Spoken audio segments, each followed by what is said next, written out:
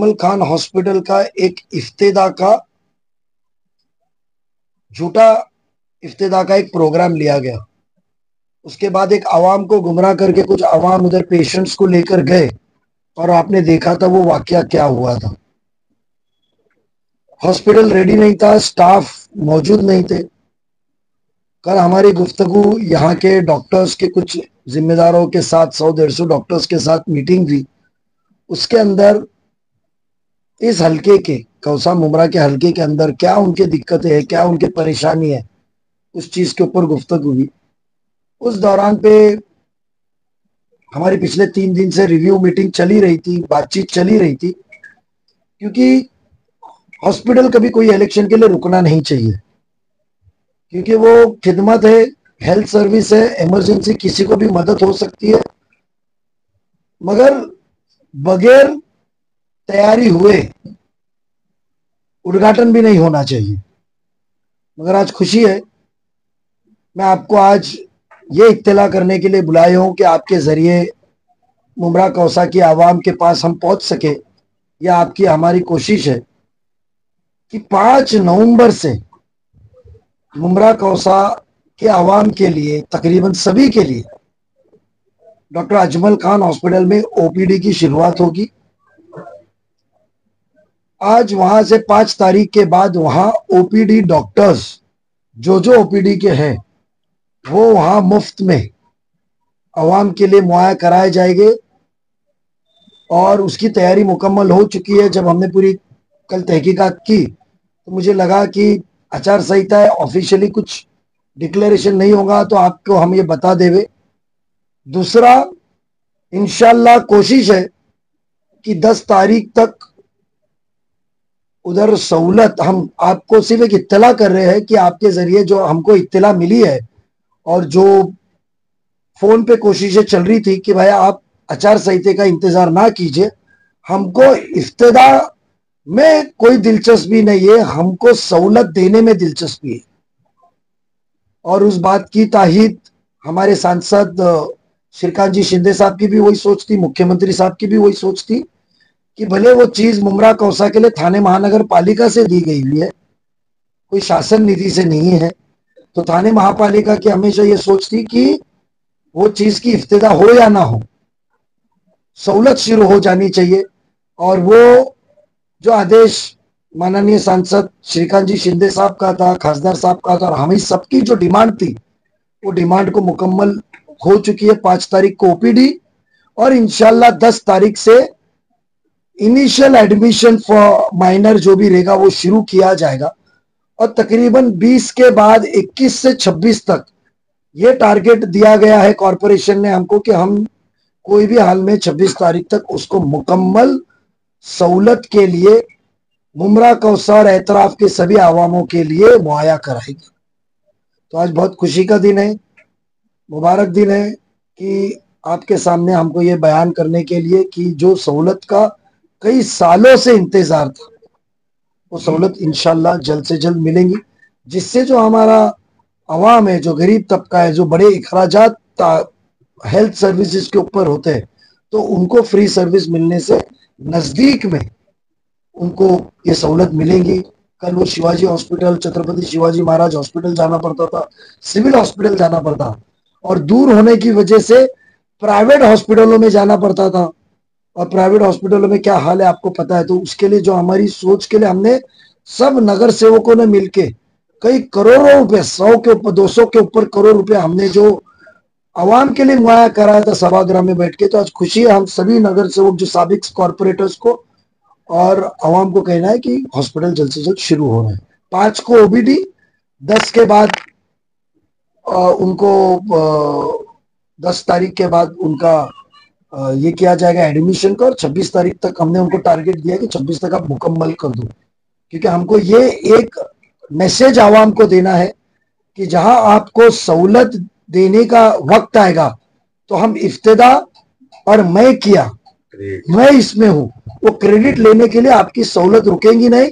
एक बदलाव आपके हलके में आ रहा है, उसकी रुख बदल चुका है, हवा बदल चुकी है, उसका शुरुआत यहां से आपको हम साबित कर रहे हैं कि साफ नीयत खिदमत खल्क के लिए सियासती मुकाम से लेकर आपको खिदमत करने के लिए हम आपके बीच में आ रहे हैं कि अब इफ्तेदा बोर्ड पे नाम के लिए काम की रुकावट नहीं होगी और अधूरे काम के अंदर बोर्ड लगा के इफ्तेदा करके क्रेडिट लेने का भी काम नहीं होगा। यह हमको आपको बताना है।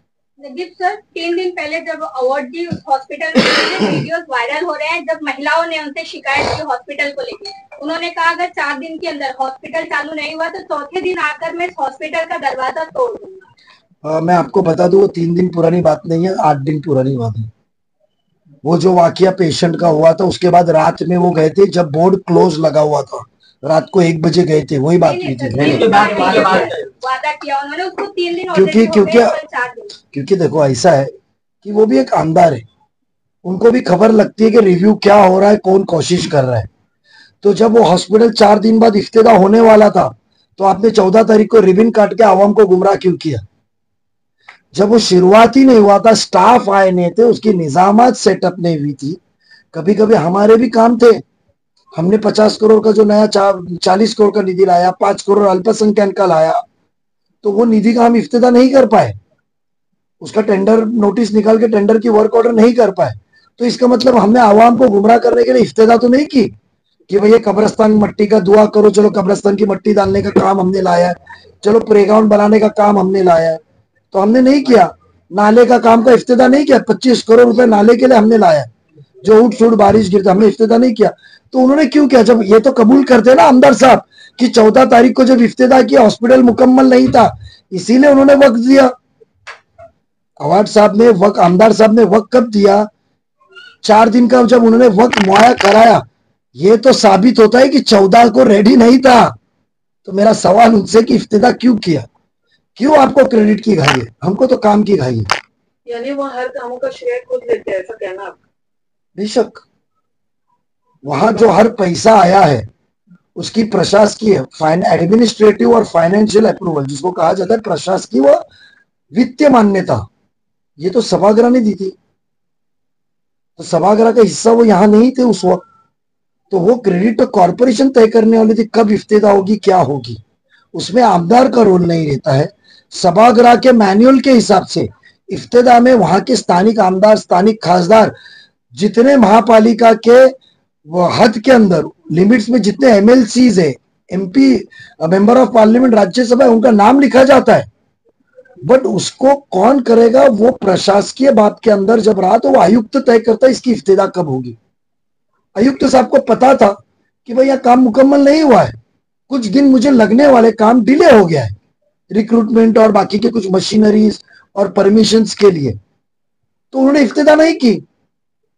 तो इनका श्रेय लेने की चीज है। और जितने लोग वहां थे, ना वो वहां के हल्के के कॉर्पोरेटर थे, ना कभी वो हॉस्पिटल में आए, उनको आज सवाल करे कि भाई ये क्या सिस्टम में दिया गया है, आप बताइए, चलते चलते सवाल करे ये वीडियो वायरल होने के पहले, तो वो जवाब दे पाएंगे कि पूछ लो आप। भाई कल आपने फॉर्म भरा है, लेकिन इतना छुपाते हुए फॉर्म मैंने फॉर्म नहीं भरा, मैं फॉर्म 28 तारीख को भरूंगा। इतना याद रखिए, हर उम्मीदवार 4 से 6 फॉर्म भरता है। कल मेरा ड्राफ्ट फॉर्म था, क्योंकि ये टाइम पे फॉर्म नया आया है, इसके अंदर रूल्स और स्पेसिफिकेशन बहुत है। हम कारोबारी लोग हैं, टक्के वाले लोग नहीं है। तो कारोबारी लोगों के बिजनेसेस बहुत होते हैं, और मैं कॉलेज टाइम से बिजनेसमैन हूं, मेरा पैन कार्ड 95 का है। तो बिजनेसमैन होते हैं, कारोबारी लोग होते हैं, तो पता चल जाता है। क्योंकि जिसको शिकस्त की नहीं जाती वो गलत काम में, आपने क्रिकेट खेलते वक्त देते हो ना, बॉलर बॉल डालने की स्टाइल करता है, पीछे से विकेट निकालता है, उसको भी आउट कहा जाता है। तो खबरदारी के लिए हमने कल फॉर्म भरा है। जो अवार्ड साहब गुमराह कर रहे हैं, मुझे बताइए, एक रात पहले तो मेरा उनका सवाल है कि आपने कहा था कि इलेक्शन तो छोड़, रिजल्ट के बाद में भी मैं वो शख्स का नाम नहीं लूंगा। मेरे ख्याल से कभी भी कहा जाता है उनका रात का जुमला और सुबह के जुमले में बहुत फर्क होता है। रात में उन्होंने बयान किया कि मैं उनका नाम नहीं लूंगा, तो दूसरे दिन सुबह उन्होंने क्यों चिल्ला चिल्ला के सबको कहा कि नजीब ने फॉर्म भरा? उसकी वजह यह है कि वो आवाम को गुमराह करना चाहते थे। उनके फॉर्म भरने के लिए जो भिवंडी थाना से जो बसेस भर के आई थी, उनको डर था कि मैं नासिक, हाँ, तो उनको पता चलेगा, दुबई से भी आई थी, उनको पता चलेगा, उनको गुमराह करना था, क्योंकि उनको डर है, उनको डर है कि मेरे से ज्यादा तादाद अवाम नजीब की मोहब्बत में, बदलाव की मोहब्बत में ताकत देने के लिए, और जो काम नहीं किए झूठ के खिलाफ सच का लिए अवाम मेरे से ज्यादा तादाद में उतरी, इसके लिए गुमराह करने का स्टाइल है। आपने तो 4 बार कहा है ना मैं नजीब का नाम नहीं लूंगा, तो क्यों कहा ना? किसी ने पूछा नहीं था? नजीब ने फॉर्म भरा, नजीब ने फॉर्म भरा, तो मैंने डमी फॉर्म भरा, उसके ऊपर मेरे को करेक्शंस का लेटर भी निकला, मेरे को करेक्शंस का लेटर भी उन्होंने दिया कि ये खामी है, ये खामी है, क्योंकि नए रूल के हिसाब से मुझे वो ट्रायल लेना था कि भाई क्या सिस्टम है। तो मेरे पास में 4 दिन रहते करेक्शन करने के लिए। आपके पास फॉर्म स्कैन हुए लाए जूना, इतना जा रहा है आपको, हर प्रॉपर्टीज, घर, बिजनेस अकाउंट सब आपको मिलेगा, तो हर चीज उसके अंदर डालने के लिए आगे पीछे होता है। करेक्शंस का लेटर भी निकला, तो इसके लिए मैंने फॉर्म डाला था कि भाई मैं एक बार फॉर्म सबमिट करूं, और सबमिट करके मुझे पता चले। तो जो मेरा मेन फॉर्म है वो मैं 28 तारीख को भर। नजीब भाई, हॉस्पिटल का मुद्दा आपने बोला कि हॉस्पिटल का श्रेय जिसको लेना है, पर कहीं ना कहीं आपको नहीं लगता कि थाने महानगर पालिका भी इसमें गलती है, क्योंकि वो इतना डिले करवा रहे हैं इस हॉस्पिटल को शुरू करने में? बात तो सुनिए ना, थाने महानगर पालिका के जो रुकावट का स्पीड ब्रेकर है ना, मुमरा कौसा के डेवलपमेंट का, वो इंशाल्लाह आवाम 20 तारीख को हटा देंगी, 20 नवंबर को एक बार हटा देंगी, फिर देखना आप कैसी स्पीड में चलेगी, क्योंकि हमको काम में मतलब है, उद्घाटन में नहीं। नजीब भाई, आपने अस्पताल के मुद्दे पर पत्रकार परिषद का विषय शुरू किया, तो आपने जो कार्यकाल जो कहा कि मतलब 26 तारीख से, तो क्या ये महानगर पालिका आयुक्त ने या किसी ने आपको लिखित रूप में दिया है कि ओपीडी कब से स्टार्ट होगा, फंक्शन पूरा देखो ऐसा है कि आचार संहिता के अंदर मुझे कॉर्पोरेशन तो दे नहीं सकता है, मगर एक होता है कि जो काम करने वाला बंदा होता है ना, वो आचार संहिता के बगैर भी संपर्क करता है, और आचार संहिता में ये कहीं लिखा नहीं है कि तुम प्रशासन से बात नहीं कर सकते। तो डे टू डे हमारा कांटेक्ट प्रशासन से चल रहा था। रिव्यू, जो मैंने वर्ड यूज किया उसको उर्दू में माफी चाहता हूं मैं, रिव्यू मीटिंग, हम रिव्यू बातचीत चल रही थी, क्या आया, क्या स्टेज पे आया। जो एजेंसी अपॉइंट की गई है, जो एजेंसी अपॉइंट की गई है, वो एजेंसी के लिए भी हम लोगों ने, एजेंसी के लिए भी हमने रिव्यू लिया, और उसके अंदर ये तय हुआ है। और मेरे ख्याल से इंशाल्लाह 5 तारीख का लेटर मेरी मालूमात के हिसाब से मुझे नहीं मिलेगा, वो एजेंसी को मिलेगा। मेरे ख्याल से आज शाम तक उनको ओपीडी शुरू करने का लेटर इशू हो जाएगा, ऐसा मुझे इत्तला है। सर कैजुअलिटी कब से शुरू हो रही है? कैजुअलिटी देखो ओपीडी तरह से शिवाजी हॉस्पिटल में, सुनो मैं इसके लिए आपको कहा कि पहले तो आपका 5 तारीख को ओपीडी शुरू करो, तो 5 तारीख को ओपीडी के बाद में फिर हम 10 तारीख तक एडमिशन शुरू करेंगे। तो एडमिशन विल भी सभी तरीके के होंगे, बट कई पैमाने पे, लिमिट के अंदर करेंगे, क्योंकि ऑर्डर्स देना, रूल फ्रेम करना, इसके अंदर जो टेंडरिंग प्रोसीजर, थोड़े से क्वेरीज, ऑडिट रिपोर्ट, उसके अंदर वो कर नहीं पाया था। और वो एजेंसी को देने के बाद में राजनीतिक दबाव इतना था कि भाई मेरिट्स छोड़ो, मेरिट्स छोड़ो, मेरे आदमी को ही लो। जैसे क्रिस्टल में कैसी दादागिरी चलती, टेम्पो मेरे नगर सेवक की चलेगी, भले मर्सिडीज का भाव ले, बट चलाएंगे, डालेगा वो फिएट, हम दो पैसा। तो वो हिसाब से हॉस्पिटल में भी दबाव था। तो हो सकता है कॉन्ट्रैक्टर ने सोचा होगा एक बार आचार संहिता हो जाए, ये दबाव निकल जाए और मैं सच्चा और सच काम करूं जिसके लिए मुझे अपॉइंट किया गया। उम्मीद है उससे हुई। हमने हॉस्पिटल का मुआयना आपके साथ ही किया था, तो उसी वक्त उसने कहा था कि मेरे रजिस्ट्रेशन पेंडिंग है, मेरा सर्टिफिकेशन पेंडिंग है, क्योंकि जब कोई एमआरआई मशीन डालता है तो एमआरआई के बाद एक अथॉरिटी है, वो अथॉरिटी आके उस चीज का पूरा मुआयना करती है, उसको सर्टिफाई करती है और ऑपरेट। जैसे आप लिफ्ट लगाते हो, तो जब तक लिफ्ट सर्टिफिकेट आता नहीं आप लिफ्ट चालू नहीं कर सकते, गुनाह दाखिल होगा, क्रिमिनल गुनाह है। और आपको एक चीज बताओ, हमने इस चीज के अंदर उस वक्त मुआयना किया था, तो हमने आयुक्त साहब को कहा, फोन पे जो कहा, और हमने उनको इत्तला किया, और उसने कहा कि इससे आचार संहिता का कोई संबंध नहीं है नजीब भाई, आपने हमको इत्तला किया है। उधर जहां मेन ओपीडी एमआरआई सेंटर है, तो उधर उन्होंने, कोई भी आप जाइए, प्रेयर रूम होता है हर हॉस्पिटल में, एयरपोर्ट्स में भी आ गए, हर जगह पे प्रेयर रूम होता है। तो हमने देखा कि वहां प्रेयर रूम का इंतजाम नहीं था। यानी आप सोचिए, जो क्रेडिट लेने के लिए निकले हैं उनको इतना भी इत्तला नहीं है कि भाई दवा के साथ साथ दुआ बहुत जरूरी होती है, और जब दुआ की जरूरत है तो दुआ की जगह भी मुहैया करना जरूरी है। हर एक जन जायनमाज लेकर आएगा नहीं उधर, और यहाँ तादाद मुस्लिम तादाद है तो तुमको देखना चाहिए। तो हमने देखा कि हिंदू धर्म के जो सबसे बड़े हैं उनके भगवान श्री गणपति जी की मूर्ति वहां लगा रहे, उन्होंने बताया। तो मैंने जब उनको पूछा कि भाई फिर यह मूर्ति लग रही है, हिंदू धर्म के भी उनको प्रार्थना करने का अधिकार है, तो यहाँ मुस्लिम तादाद आएंगे तो नमाज के लिए कोई प्रेयर रूम बनाए क्या?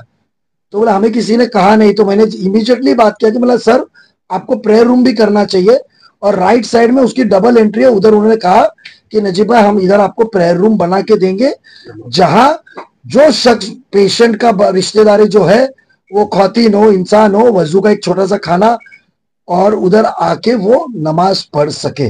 तो हमने प्रेयर रूम की भी मिली है। आने वाले दिनों में उसका काम की मंजूरी, अभी वर्क ऑर्डर दे ही नहीं सकते, उसका एक्स्ट्रा काम करना पड़ेगा, तो हमने वहां प्रेयर रूम की भी डिमांड की है। डॉक्टर अजमल खान हॉस्पिटल में नमाज पढ़ने के लिए प्रेयर रूम भी मुहैया कराई जाएगी। सर आज जिशान सिद्दीकी ने आपके पार्टी में प्रवेश किया। बाबा सिद्दीकी हमारी ने पार्टी में प्रवेश किया। भर सभा में कहा था कि मैं नजीमुल्लाह को देख के राष्ट्रवादी में आया हूँ, उनके बेटे को उम्मीदवारी भी जाहिर की गई है, किस तरीके से शुभकामना देना चाहोगे? मेरा एक भाई था मेरा, वो अल्लाह उसे जन्नत नसीब फरमाए, बट जीशान के साथ हम लोग है, भाई था, 25 साल बच्चे के जैसा उसने मुझे रखा था। बाबा भाई ने जो भी अल्लाह की मर्जी, उसको साथ देंगे, जिताएंगे। नजीब आपने कहा कि खिदमत खल शुरुआती के आपके जुमले से खिदमत खल, वो खिदमत खल करने के लिए आपको इतनी देर लगी, इतने साल मुमरा का विकास हो रहा, यहाँ फुटपाथ नहीं है, ट्रैफिक सिग्नल नहीं है, और बहुत सारी ऐसी चीजें जिनको आपने भी पिछले कई दिनों से आप बोले जा रहे हो।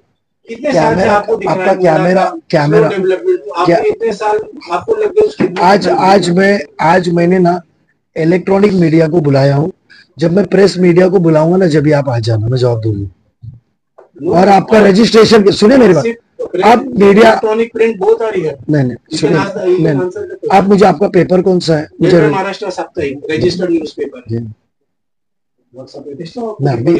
तो आप फिर जब भी नेक्स्ट इसमें आ जाइए। आप सुनिए मेरी बात। दूसरा और कोई सवाल, मैं इसका जवाब दूंगा, मैं तो जवाब खाना खाए।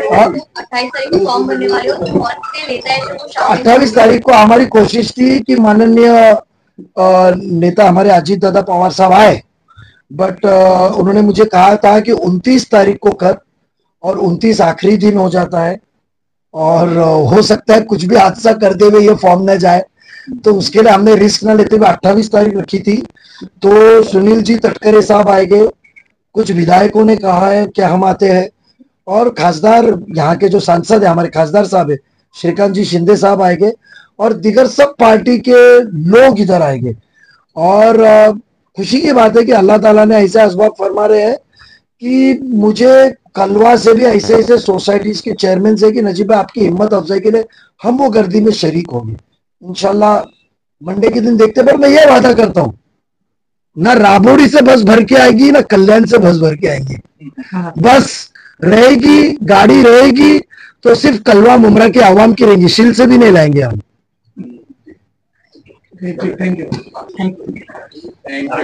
इसी तरीकों की तमाम खबरों से जुड़े रहने के लिए सब्सक्राइब करें हमारे चैनल को। मैं असलम शेख जल्द हाजिर होऊंगा अगली न्यूज के साथ।